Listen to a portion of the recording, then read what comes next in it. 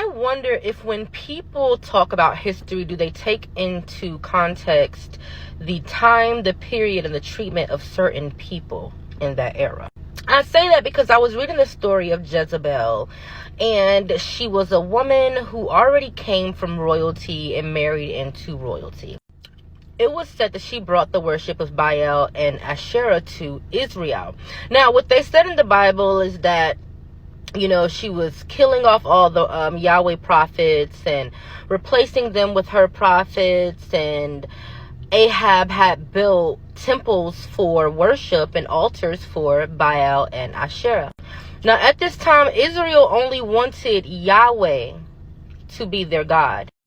They didn't want no other religion. So when Jezebel brought Baal and Asherah to Israel, it offended them.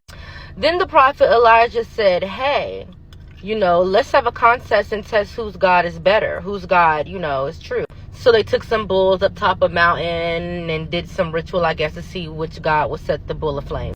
Of course, Prophet Elijah's bull caught aflame and Jezebel's bull did not.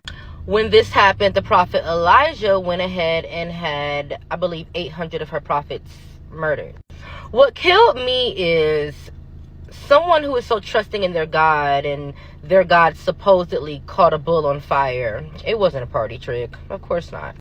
But the God supposedly caught the bull on fire. Why did you feel the need to hide when you learned that Jezebel had learned about what you did? Why did you not have trust in your God, that your God would handle the situation? When I read these stories, I look at them from a realistic point of view, not from what was said in these books. Was Jezebel, and she might have been a fucked up woman, you know, I'm not gonna, but a lot of people felt like she influenced her husband. Ahab was a man who honored and respected and gave his wife what she wanted. What the fuck is the problem with that? The problem is, in that era, in that time, women were in submission. They were doing what their husband wanted them to do. You know, they weren't that much of an influence. But Jezebel had influence on her husband, and that was fucked up to them. Why is it that Jezebel is wrong for killing off Yahweh's prophet, but Prophet Elijah is praised for what he did? It sounds like propaganda to me. And then when she ended up dying because he ended up having her pushed off of a tower or whatever, and dogs ate her, they ended up slandering her name and labeling her a whore.